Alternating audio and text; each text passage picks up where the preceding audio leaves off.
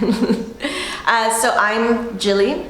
So there's this really nice quote by Picasso that says, "Art dusts away the soil of everyday life." And that quote really connects with me because like I have an inner melancholy, I would say. I think a lot of artists do. I think that's what makes us artists. There's the living part of your life where you're living, you're getting by, and you're doing what you need to do to live. And art is basically this like rejuvenation kind of thing, this like washing away of everything else. It's like cleansing for the soul.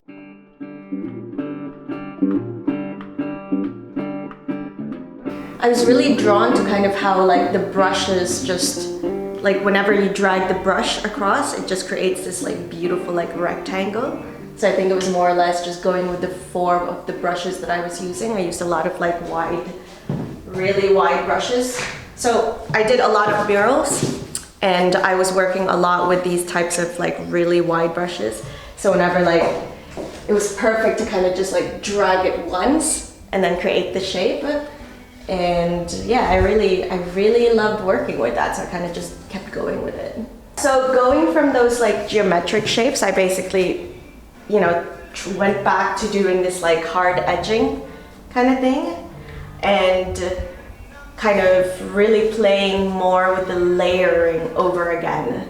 But this time I've expanded my color palette, as you can see. And I really like going back to a lot of these like pastel, like softer, muted, kind of like indoor, like house paint, basically, like home stylings kind of thing. I think when I am starting a piece, it's more or less like unplanned, you know, like it's like this piece here, like where I go and just spray colors everywhere. And then eventually it all starts to kind of like, okay, where do I want the balance to kind of go? Where do I want it to lead? The divine proportions, more or less this cutting of like the space and proportioning it out and sort of like where does the eye go and where does the eye lead. So it's this like spiral thing that's like used back in the Renaissance. So I try to kind of keep that in mind every time I'm doing a piece. It's still a little bit designy, kind of coming from my background of like design. I kind of like to think that I have like these two different modes. I did a series last year with like, you know, a lot of this like hatching and kind of just like going into myself and kind of being a little bit more like focused, and it's like doing these lines is like meditation for me, basically. And then I was also experimenting sort of like with these textures and like the softness more and less chaotic. I mean, it has its own essence of chaotic, but I still feel like it's a little bit more peaceful, not as dynamic, just the quiet side of me. These are my digital prints. I've only recently started making prints and I'm so happy with how they turn out.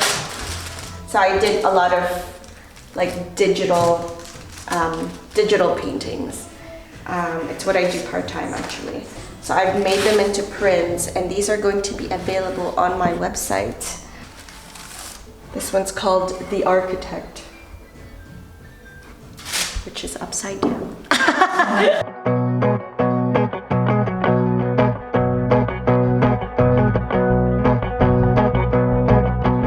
was born in the Philippines and moved to Canada when I was about 10.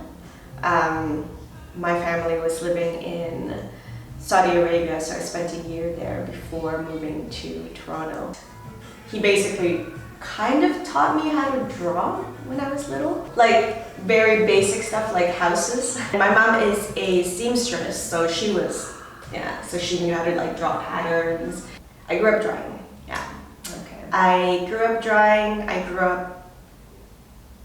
guess drawing a lot. I asked my dad, I'm like, Dad, why didn't you put me in dance or something? Because actually I wanted to be a dancer. And he's like, because you were always drawing. And I'm like, yeah, true, that's true. How did that lead to graphic design? I basically went to a semi-private art school in Toronto. I went there for visual arts or fine arts. Yeah, and that's where I basically started like being more exposed with painting, drawing, sculpting, like basically everything. So the collection that you showed us here is more geometrical and technical, but also very colorful. Do you have any idea of what you'll continue to paint, or what your next collection will be like? I'm trying to work on reducing, but it's obviously not working. Okay. Yeah. So I guess like more white space kind of thing, and like kind of trying to quiet down my pieces. I say that, but then I get on a canvas and I'm like, paint it colorful. I want everything on it. I want all the colors. Yeah. So that's always the conflict inside me. So would you say like your biggest challenge moving forward is like going in a more minimalistic sense? I would say, yeah, in a way, totally. Like reducing. I mean, I kind of like have this ideal that I want to just like reduce. It's also the same way, kind of like, I guess, like with my life philosophy right now. Like sometimes I'll catch myself in the middle of like a really hard decision on the canvas, and then I'm like, no, if I do that, it's gonna fuck it up. If I do that, it's gonna, destroy the whole thing. And I'm so afraid to make a move, when it's just getting close to like being finished or something. And I'm like, it's missing something. I know this in my heart. And then I step back and I catch myself thinking, why am I doing this? Why am I giving myself this kind of grief? And I'm like, no, I love doing this. Art to me still has a form of like composition. Like I can, like that's my range. I guess that's my style, and that's my aesthetic kind of thing. That it's still collected in a way. However chaotic it may look, or there's still somehow like a composition behind it. Like you and art like had a very special, unique relationship from childhood.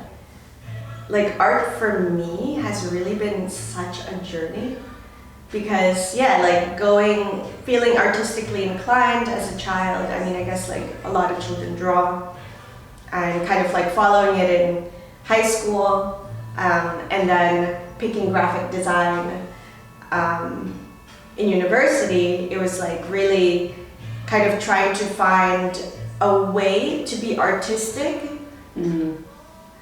or at least working with aesthetics that that eventually would yield some type of job, some type of like sustainability. I think that was a huge focus for like my family. So it was a lot of that push internally for me, kind of like, okay, how do I kind of tie being attracted to aesthetics, but also be able to make an income from it? And I tried to pursue graphic design for a while, and I'm still a graphic designer, I would say. But I think throughout my career, it was really hard to kind of quiet this artistic side of me. Like wanting to like break out into this, but working with a client's constraint, which eventually led to, I guess, a lot of conflicts, I would say, a lot of like internal. Yeah, definitely. And I think art was always just looking to burst out, and I think that's what I tried to quiet down for a lot of years. Trying to pursue graphic design, trying to work within this corporate field. But and eventually you burn out. You burn out from trying to be that persona. You burn out from trying to kind of trying to live a life that may not been 100% where you're supposed to be. True to you. Yeah, definitely. So how do you feel now that you are being true to yourself and you've broken out of that corporate? It's like art is freedom.